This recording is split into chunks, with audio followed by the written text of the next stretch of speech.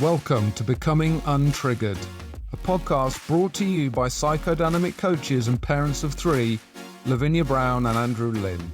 Together we normalise and unpack common challenges faced by couples and parents, explore how these could be symptoms of unprocessed trauma, and support you with the tried and tested tools for you to show up as the mum or dad, partner, and person you deserve to be.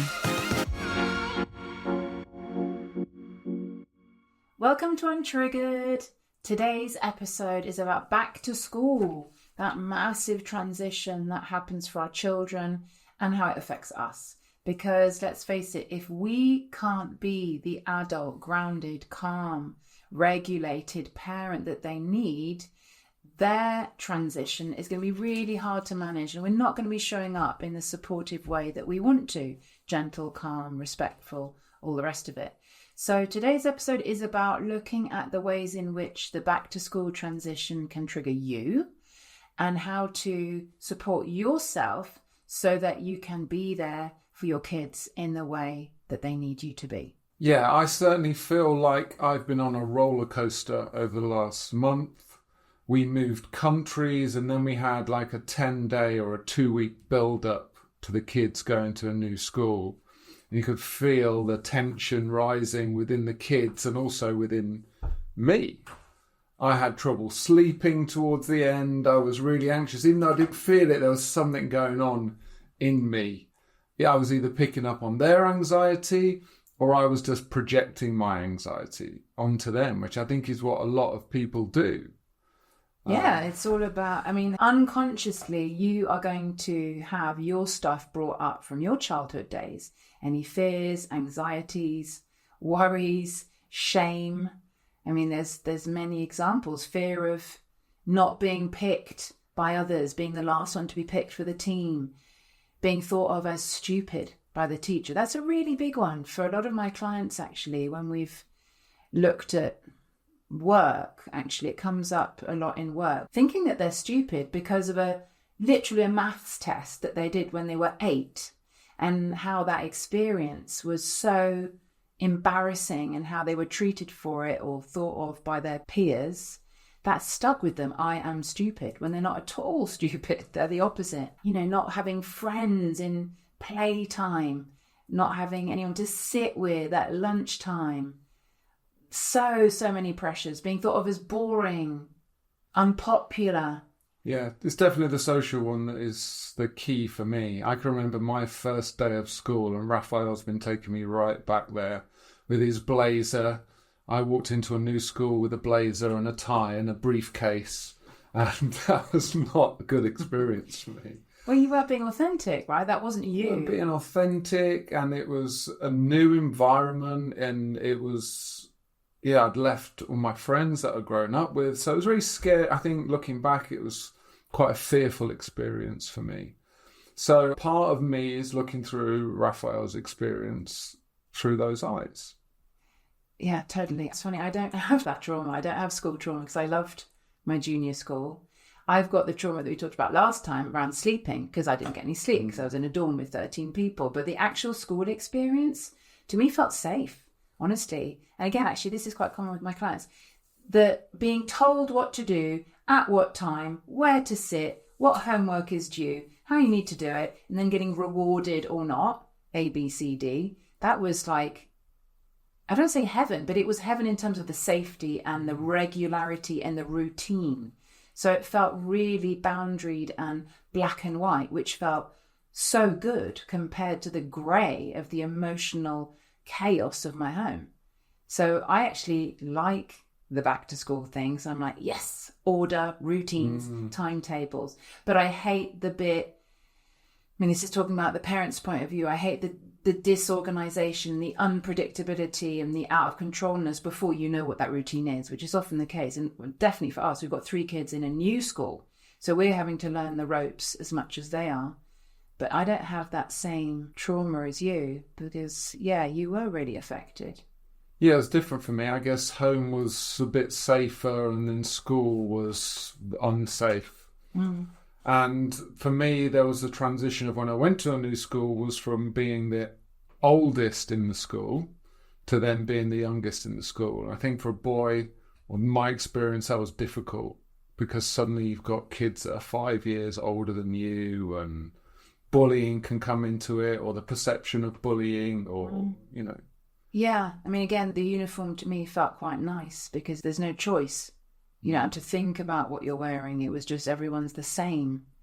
So I enjoyed it, but I think my way of coping with the unpredictability was to almost go into, I don't know if it's freeze, I don't really know, but just kind of put up an armor a little bit.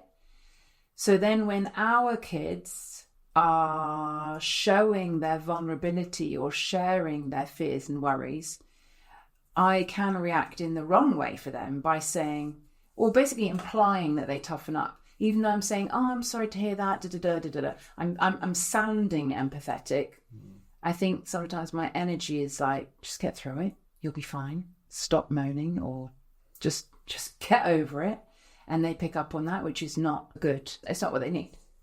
So yeah, however you reacted to your schooling, good or bad, if you're projecting that onto your child, the problems come when that is not what they need. They need what they need. And we've got 3 kids. 3 kids need 3 different things, and that's what's hard. I think to your point, we all try and be what our children need us to be. We all try and be caring and present and give them guidance. But if school trauma or our inner child is present, that's what they're going to pick up on. So it's about being aware of that. What's going on? You're obviously trying to do your best, but what else is there? Are you stressed? Are you projecting onto them? Are you trying to control it? Are you trying to control their behaviour because you don't want them to get bullied, so you want them to act a certain way? Are you trying to control their choices because you think, I want you to be this type of person? I do that. Like, so are we projecting our vision of them onto them, or are we just standing back and creating the safety that they need? Because this period of their life is about them leaving the nest and becoming their own versions of themselves. Yeah. And in some ways, that's about letting go, which is difficult, right? Sometimes. Which is huge, and which comes up massively when they're little and they go to school for the first time, which lots of our listeners are experiencing. Taking your child by the hand and then saying, bye-bye. And you then not knowing what they've eaten for lunch because they might forget or they don't tell you, not knowing whether they've been happy or sad. Did they cry in the day? Did they find a certain lesson difficult? Did they have anyone to play with? And you're not seeing it. You're relying on someone else kind of remembering and telling you, and you don't always get that. I know teachers kind of have you on a little bit of a easing off process where you get less and less information. And I remember for me, it ended up just being, because I would never get anything else. It was like, what did you eat for lunch? Because I couldn't, anything else was like, fine. Even when they were really little, they can't remember, or, you know, it's irrelevant. Not strong on detail or feedback. So this handing over to another primary caregiver that essentially is seeing your child for maybe longer than you are. That's what's horrible as well. You're seeing them at the worst points of the day when they're perhaps worried about going to school, and you're having to be really strong and empathetic and hold space. And then you're seeing them when they're absolutely exhausted and they need to unwind. So there's often anger, all the rest of it. I remember ours, they all did it. So I know it's not just one of them, it's a child thing. I remember being quite upset when at the end of the school, you'd go and pick them up, and each one would literally throw their book bag at me and let off about something, whatever. It doesn't even matter. Even if I'd had the favourite snack, it'd be the wrong snack, or they'd lay into their siblings. So you're seeing them for the worst times of the day. And this other primary caregiver is getting their best behaviour. Yeah, they've been well behaved, well trained for the whole of the day, so they need to let off their steam. And guess who gets the brunt of that? Yeah, but the primary caregiver is getting all the cuddles and the smiles and the love. And you don't know what they've done. So it's, I think at the very beginning, there can be kind of jealousy as well. Like, how come they get the best of my child? And also, you don't know what that person's like. You know what they're like with you. And as our children got older, they were more open about this, about saying, oh, you like Mr. So-and-so, but he's horrible in class. And me thinking, yeah, he is nice to me. And hearing stories of what this guy had done in class and thinking, oh my God. So you're literally handing over your precious child that you have molded, inverted commas, into as much as possible the person that you think they are. And then suddenly someone with perhaps very different worldviews, very different parenting approach, maybe they're not gentle, maybe they're not respectful, is in charge. And you can't do anything. That's really, really hard. Yeah, I didn't find that as challenging. And I don't know whether men do find it challenging. And just thinking about it now, I think that's maybe because of the different roles traditionally that men and women have. Like, most of the time, women are with the kids in the nest and they are feeding them and looking after them and making sure they basically stay alive for the first few years of their life. And then part of the man's role, or the masculine role, is to bring the children out of the nest and expose them to the world.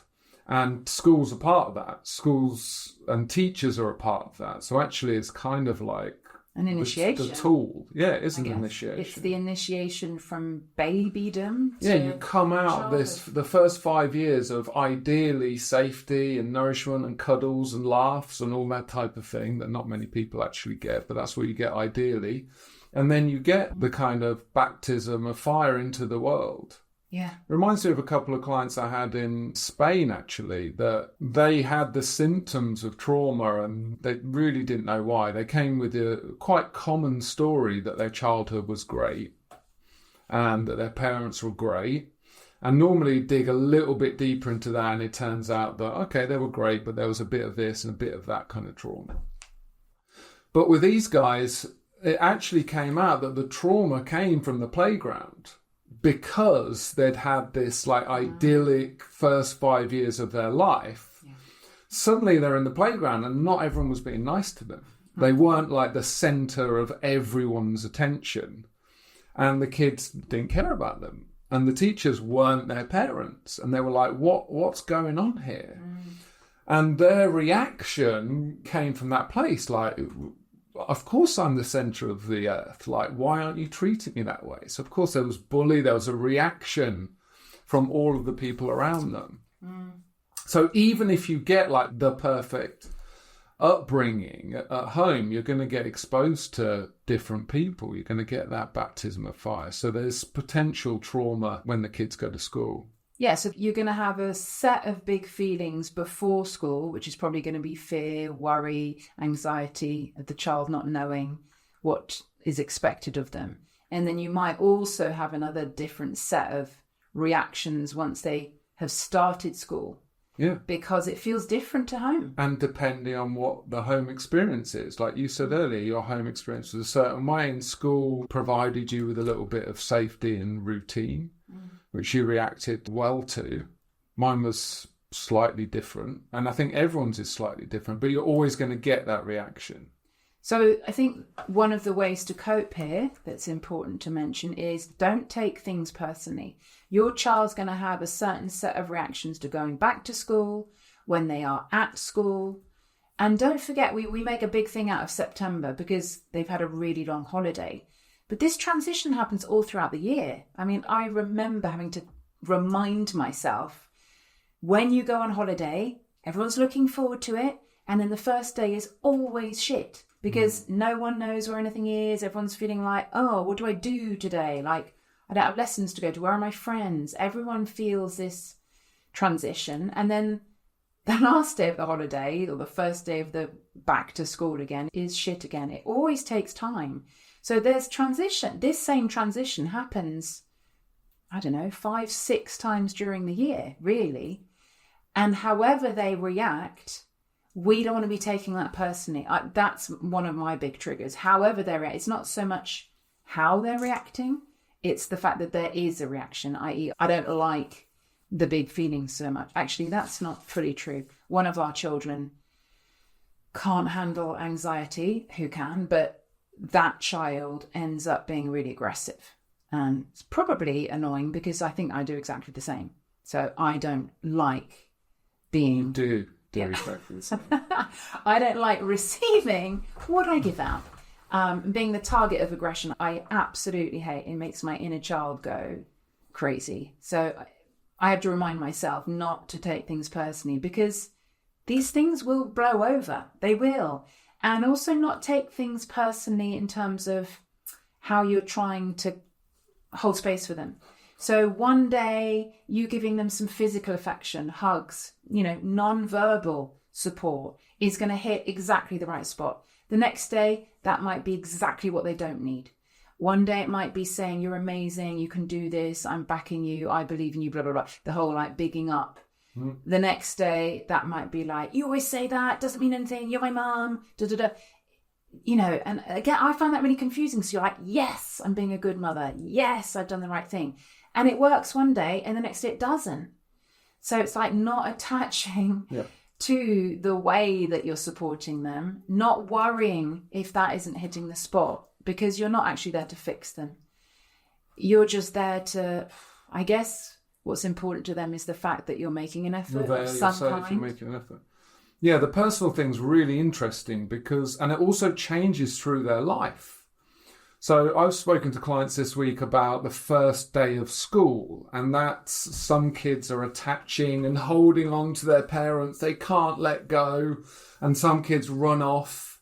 And, you could react either way to those experiences, like, oh, my kid doesn't want to leave me because I'm actually a good parent and they love me and they don't want to go.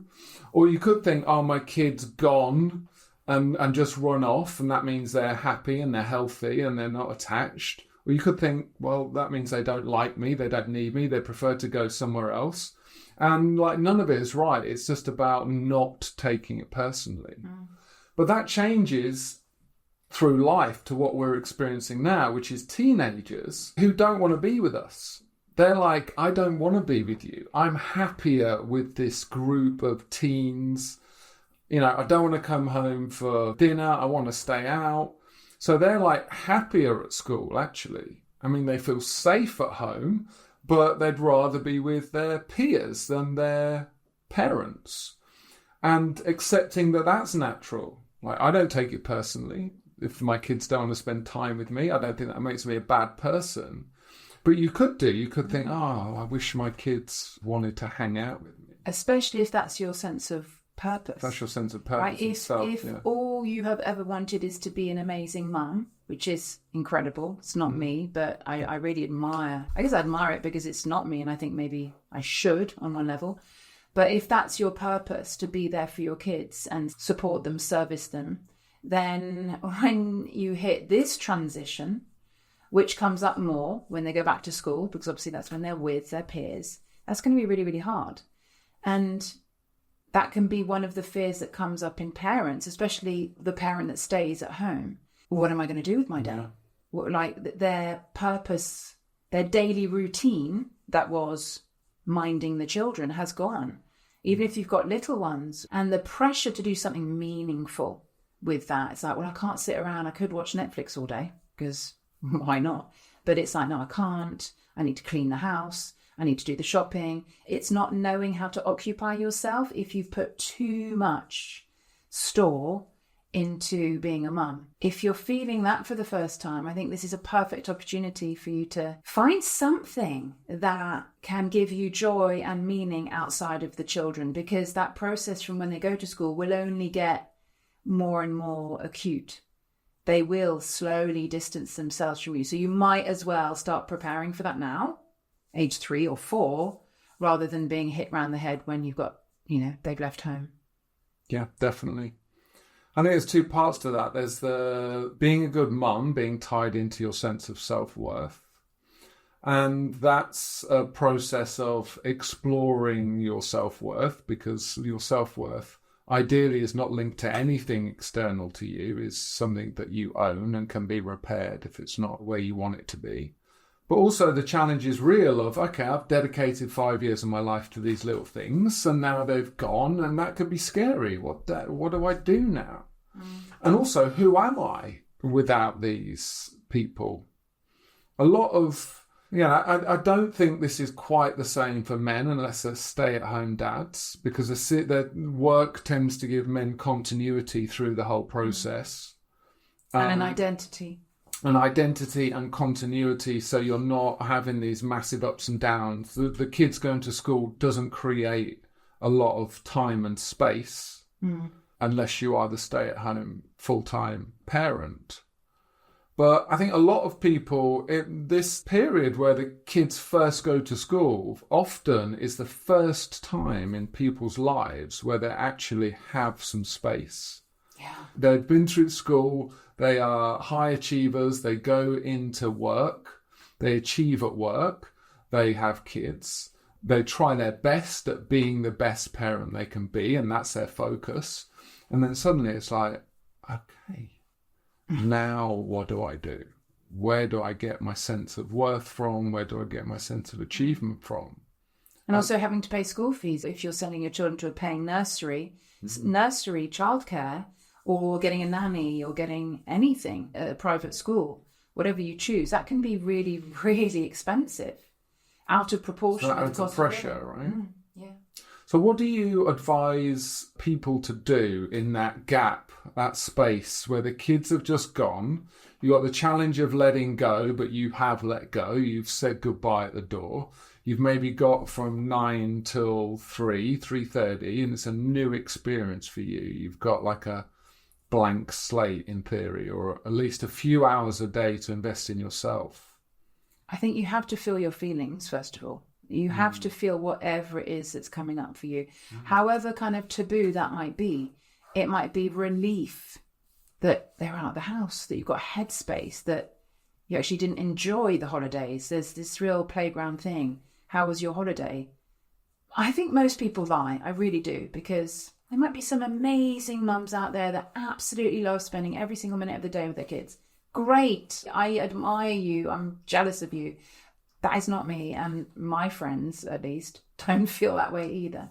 So admitting that it's really nice to have them out of the house, feeling whatever fears you've got about the future, maybe them growing up too fast, you know?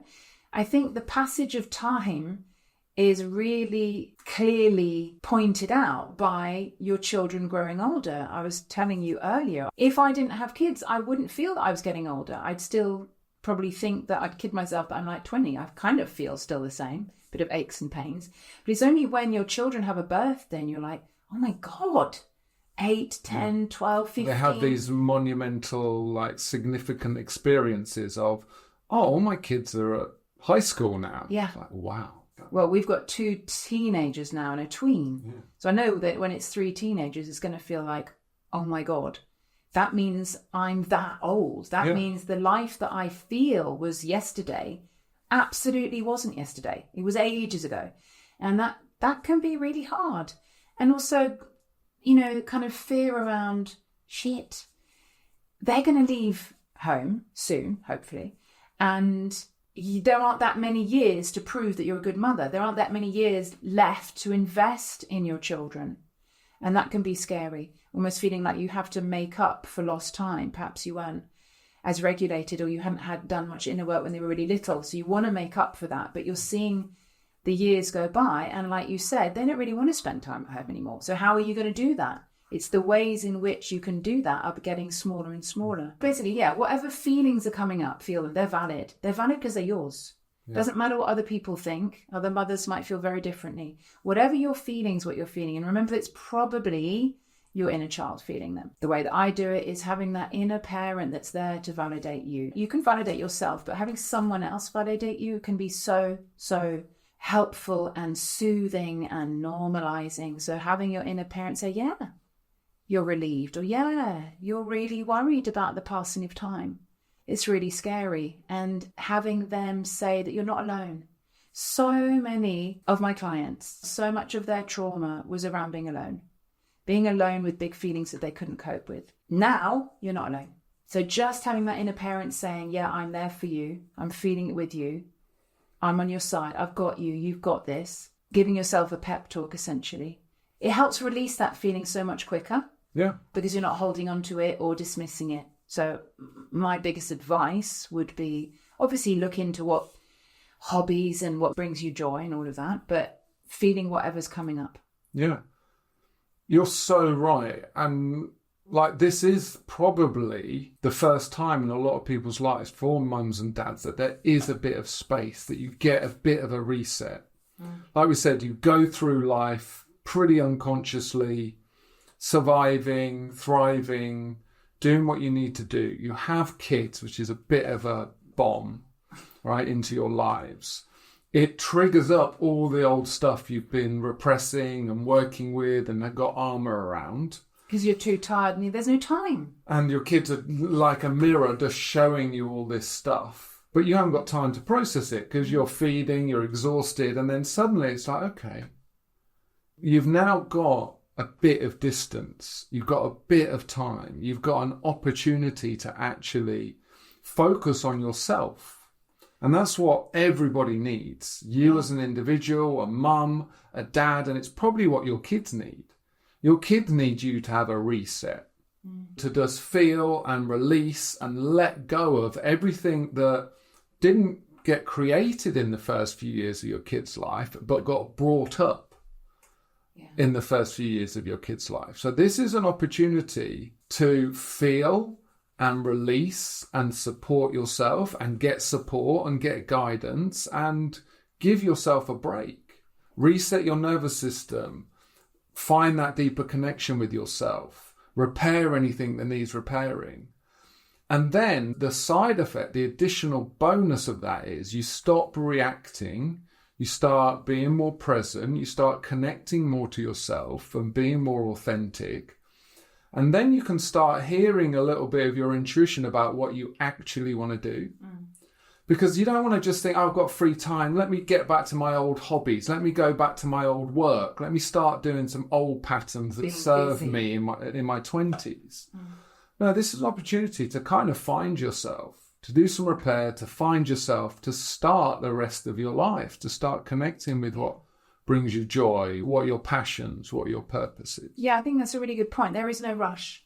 Yeah, no rush. Like, the fear is that your kids are growing up fast, yeah, but also they're growing up fast. So that there's no rush to find yourself. They will get more and more involved in school. So you will have more and more time. It's only the beginning. And actually, there might not be the time to do all of this when you're first child, especially if you've got more than one child. If you've got three like us, and I think that can happen when maybe the third one goes to school. But there's no harm in starting it.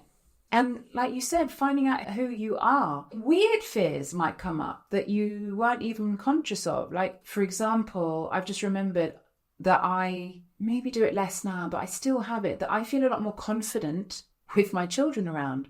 So if you were to say to me, right, you've got to get on a plane and go to America, or even go to third world country, go to India, go to Myanmar, and you've got to stay there for 2 weeks and then come back, and whatever it is that you've got to do there. Or even go to London on the train with a small child.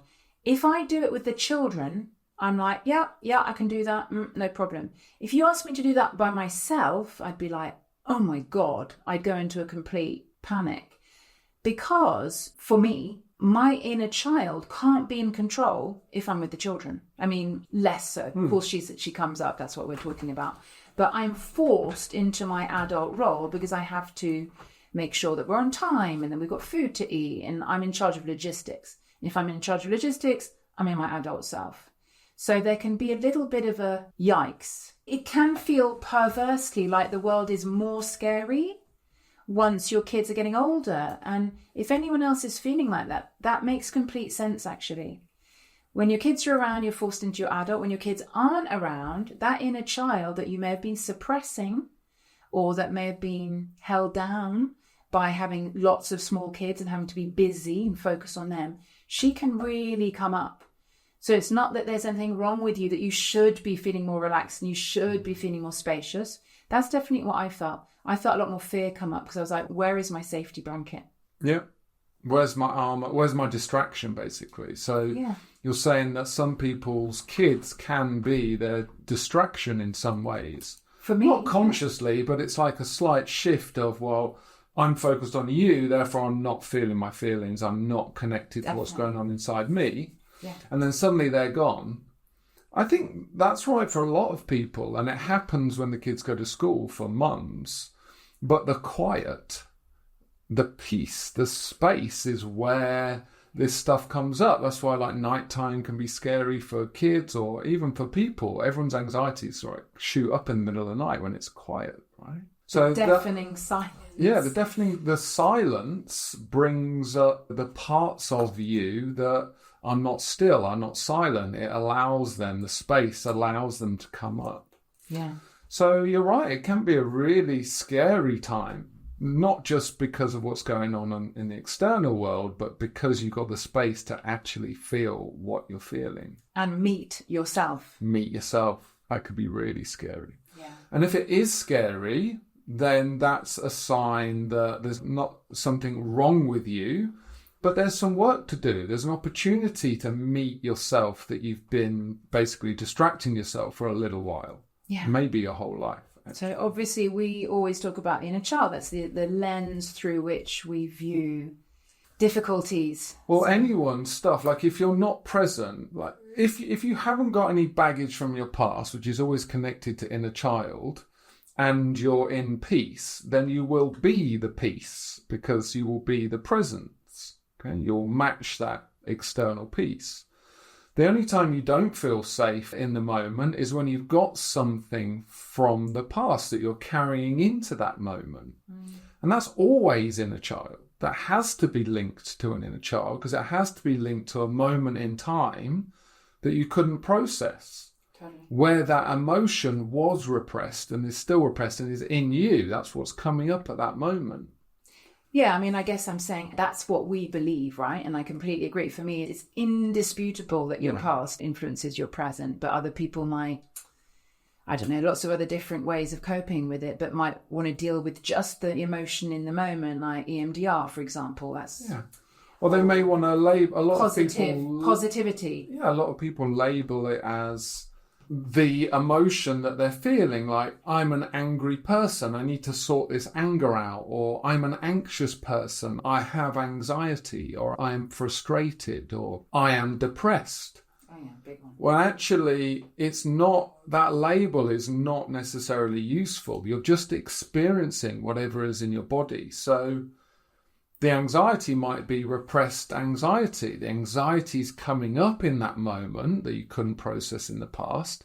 It's coming up, you're attaching to it. That doesn't mean you have anxiety. Yeah. That means there's anxiety to be released. Same with depression. Depression's massive. So many the of my feeling clients. of being depressed. Again, I think that depression comes from the need to disconnect in that moment. So you've got all these things going on in your body that don't feel good and you need to disconnect from yourself. And in my clients, it's repressed anger that turns in on itself, right? Yeah. But, you know, going back to school, all of these feelings might come up because it's a transition. Like we've said, it's kind of an initiation for our children and it's another initiation for us. Yes, in terms of women, we've gone from non-mothers to mothers. That's massive, having to look after somebody else without losing your sense of self. For fathers, it might be slightly different. You're becoming a parent and all of that entails. So it's a big deal. And that transition, obviously, as a parent continues for a long time, but it's brought to a head with these mini transitions of routines, boundaries, handing over to a different primary caregiver. So it's perfectly normal to feel ruffled, to feel out of sorts. The thing to ask yourself is, why am I feeling out of sorts? Is this because of my child's behavior? Is this because of what's going on for me? Am I taking things too personally? Is this about how I felt at school? Is this because of my worth as a person is being questioned because my need to be a mother is lessening? All of these things, you need the space to just inquire. So you can journal on this. You can think about this. Go into nature, allow nature to give you the space to access this deeper part of you. And inner parent, this is a hard thing to go through for anyone. However evolved, awake you are, it's a big deal. And none of us stays on the bandwagon all the time. We all fall off it. We're always practicing getting back on it. So using that inner parent to support you primarily, I think if there's one point that I want to really push across, it's the way that you feel is going to govern how your kids feel. So you have to prioritize what's going on for you in order to be the mum that you want to be, especially in a transition. 100%. Same for dads. And I think the stress is probably more acute in the holidays before the kids go to school for the dads. It was for me. So again, managing, being aware of your emotions in that time where the pressure's building and the kids are at home and your time and your energy is being required from lots of different sources. Being aware of how you feel, taking time for yourself to release that emotion, get grounded, making sure you're looking after yourself. And then the one thing I would say about the kids going back to school, which I think is important for dads, is to recognize that it's kind of not your job to necessarily create the kind of person you want your kids to be. And this goes back to the control thing. Quick example this week has been my kids choosing their activities. And like our son is going through them, and there's golf and there's football and there's rugby. And I'm like, yeah, what about golf, Raphael? I think you should do golf. And he's like, well, I want to do cooking actually. And I want to do lifeguarding and I want to do archery. I'm like, what about golf? I think you'd really enjoy golf, wouldn't you? Because that's what I want to share that experience with him, but it's not his passion. It's not what he wants to do. So just being aware that you're not trying to create this version of yourself, or you're not trying to create anything. Or create a deeper attachment. Yeah. Through what you like. Exactly. Your job is to provide the safety and the guidance if they require it, and the confidence for them to go and be themselves and go and experiment and go and make mistakes and go and try different things. So in some ways you're like in the background. You're not in control, but you're in control of the environment that they're experiencing their kind of school through. So yeah, nurturing the inner child so that he or she can hang back. Exactly right. Get in the back and being seat. being aware, looking after your nervous system, using the inner parent and the inner child to heal whatever's going on, and then stepping back. Amazing. So I hope that was helpful. We're going through it too. We're all in the same boat. It's not that we're doing it any better. We're just trying to highlight the things that have worked for us, and hopefully they'll work for you too. Please, if you enjoy this, give us a 5-star review, leave us a comment. We'd love to hear from you. Literally anything to do with parenting or relationships, we're here. We look through it through the lens of the inner child because that's what we believe works. So thank you for listening, and tune in to next time. If what we discussed was helpful, please subscribe and leave us a 5-star review. For more of the same, check out my social media, The Inner Child Healing Expert, or to work with me, go to laviniabrown.com. You can find me on andrewlynn.net or Life Coach for Dads on Instagram. We work with both individuals and couples. If there are any topics you'd like us to cover, please reach out. Thanks for listening.